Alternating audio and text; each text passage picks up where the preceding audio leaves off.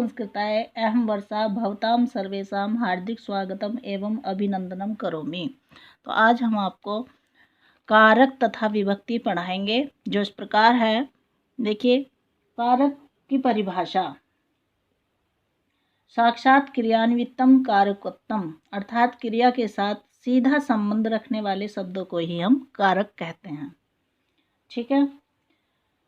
या दूसरे शब्दों में कह सकते हैं कि वाक्य में संज्ञा तथा क्रिया के मध्य पाए जाने वाला जो संबंध है वही कारक है। जिसका क्रिया से संबंध नहीं होता उसे कारक नहीं कहा जा सकता। इसलिए संस्कृत में संबंध को कारक नहीं माना जाता। ठीक है। अब संस्कृत में कारक 6 प्रकार के होते हैं,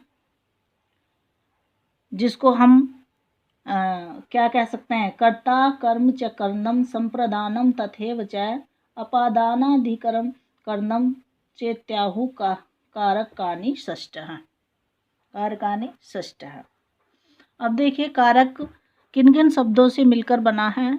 कारक क्री धातु से और नवुल प्रत्यय लेकर के कारक बना है।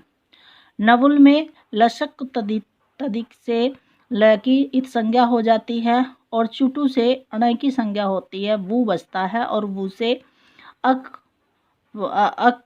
बचता है, अक बन जाता है, उसे हम कारक बोलते हैं।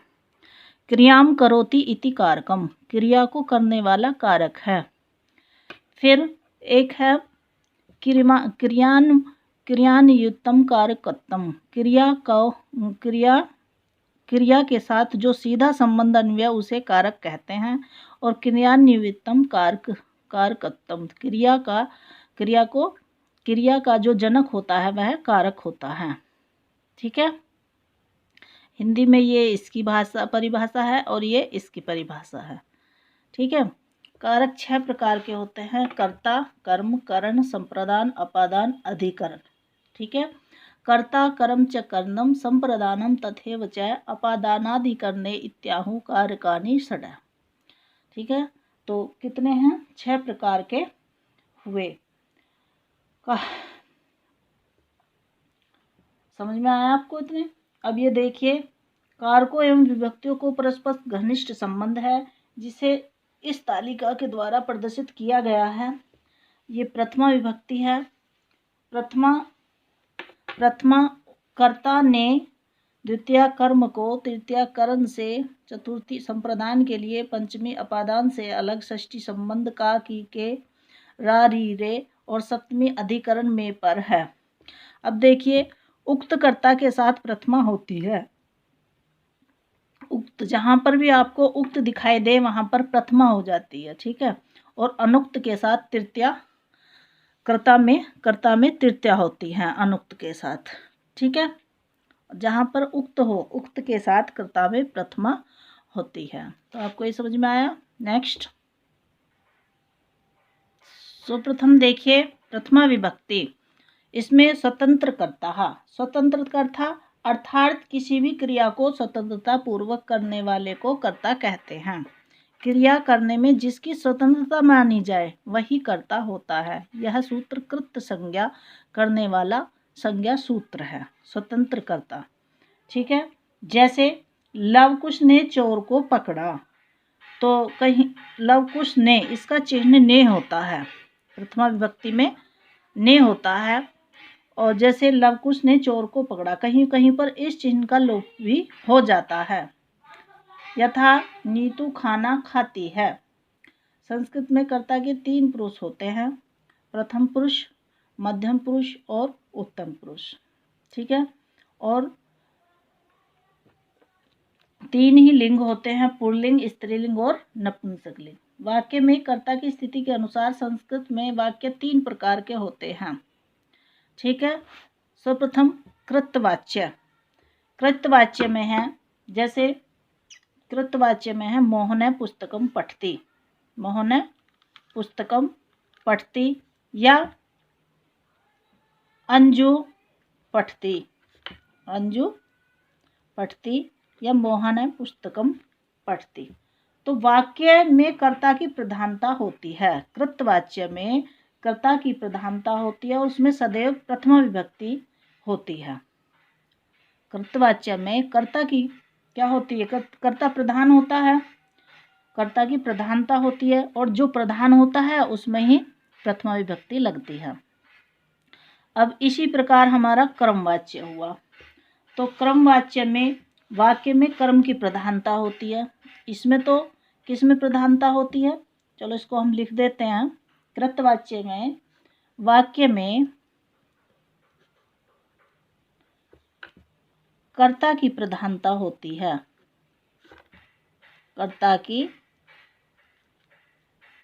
प्रधानता होती है। ठीक है, और इसमें प्रथमा विभक्ति लगती है, प्रथमा विभक्ति लगती है। ठीक है, अब देखिए क्रमवाच्य। क्रमवाच्य में वाक्य में कर्म की प्रधानता होती है, वाक्य में कर्म की प्रधानता होती है, प्रधानता होती है, और कर्म में ही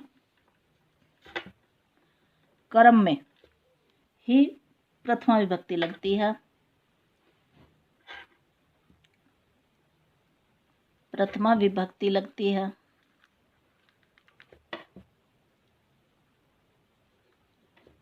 ठीक है,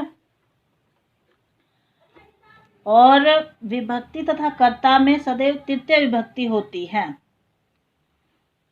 ठीक है, तथा कर्ता में, अब इसमें बताया ना, कर्म में प्रथमा विभक्ति लगती है, और कर्ता में, भाई कर्म में प्रथमा, इसमें कर्म में लगी और इसमें कर्ता में प्रथमा विभक्ति लगी, और इसमें क्रम में लगी प्रथमा विभक्ति, और कर्ता में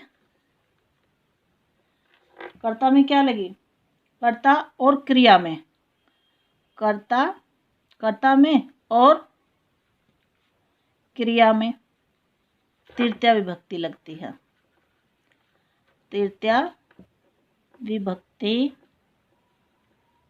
लगती है। ठीक है, जैसे रामेण ग्रंथः पठ्यते, रामेण ग्रंथः पठ्यते। ठीक है, अब हमारा आगे भाववाच्य, जिसे हम क्रियावाच्य भी बोलते हैं। वाक्य में भाव क्रियात्मक की ही प्रधानता होती है। इसमें कर्ता में तृतीय विभक्ति और क्रिया के सदैव प्रथम। भाववाच्य में देखिए, वाक्य में भाव की प्रधानता होती है। इसमें कर्ता में तृतीय विभक्ति और क्रिया सदैव प्रथम पुरुष एक वचन आत्मनेपद की प्रयुक्ति होती है। ठीक है, जैसे कृष्णेन गम्यते। ठीक है, तो देखिए वाक्य में भाव की ही प्रधानता होती है। इसमें लिखिए, वाक्य में भाव की ही प्रधानता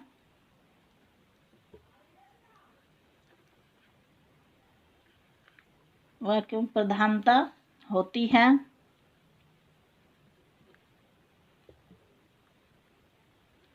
ठीक है, इसमें कर्ता में तृतीय विभक्ति, इसमें कर्ता में तृतीय विभक्ति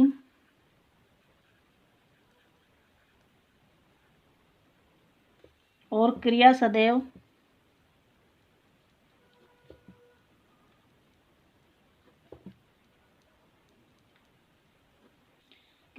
प्रथम पुरुष एक वचन आत्मनेपद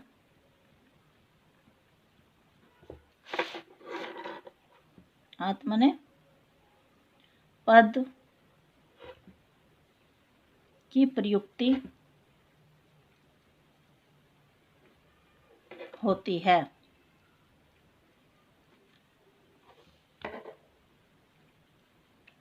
जैसे कृष्णेन गम्यते, कृष्णेन गम्यते। इसमें कर्म का अभाव होता है, इसमें किसका, कर्म का अभाव होता है। ठीक है। अब देखिए प्रातिपदिकार्थ, सूत्र 1 है ये। प्रातिपदिकार्थ लिंग परिमाण वचने वचन मात्रे प्रथमा। प्रातिपदिकार्थ लिंग परिमाण वचन मात्रे प्रथमा। तो केवल प्रातिपदिकार्थ लिंग परिमाण है ना, इसमें और वचन को बताने में प्रथमा विभक्ति का प्रयोग किया जाता है। प्रातिपदिकार्थ का तात्पर्य यहाँ सार्थक शब्दों के उस रूप से है जो कि शब्द के नियत अर्थ को, लिंग को प्रकट करते हैं। इन प्रातिपदिकार्थ में प्रथमा विभक्ति होती है। जैसे प्रातिपदिकार्थ मात्र में कृष्णा श्री ज्ञानम, कृष्णा श्री ज्ञानम।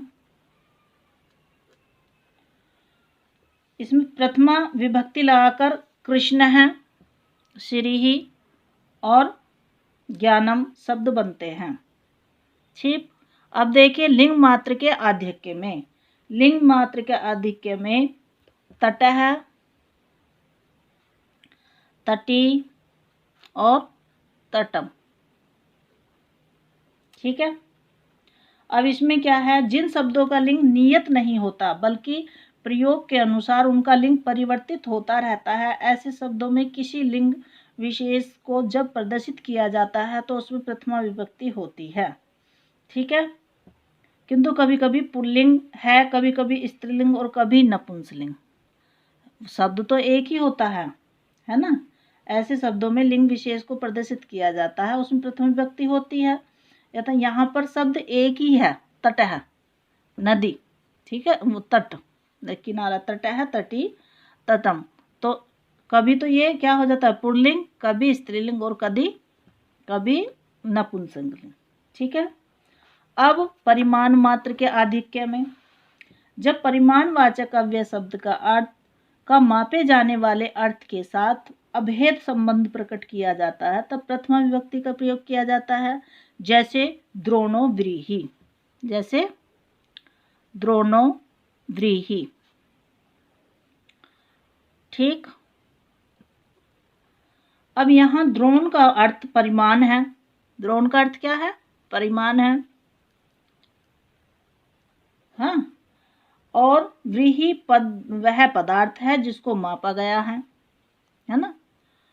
और दोनों के अर्थ में समन्वय करने पर अर्थ होता है द्रोण रूप परिमाण से मापा हुआ व्रीहि, इसलिए यहाँ प्रथमा विभक्ति हुई। अब क्या है ये, केवल वचन मात्र भी है ना, वचन मात्र प्रथमा। तो केवल वचन अर्थात संख्या को प्रकट करने के लिए प्रथमा विभक्ति का प्रयोग किया जाता है। केवल वचन अर्थात संख्या को प्रकट करने के लिए प्रथमा विभक्ति का प्रयोग किया जाता है। नंबर 5 देखिए, संबोधने च।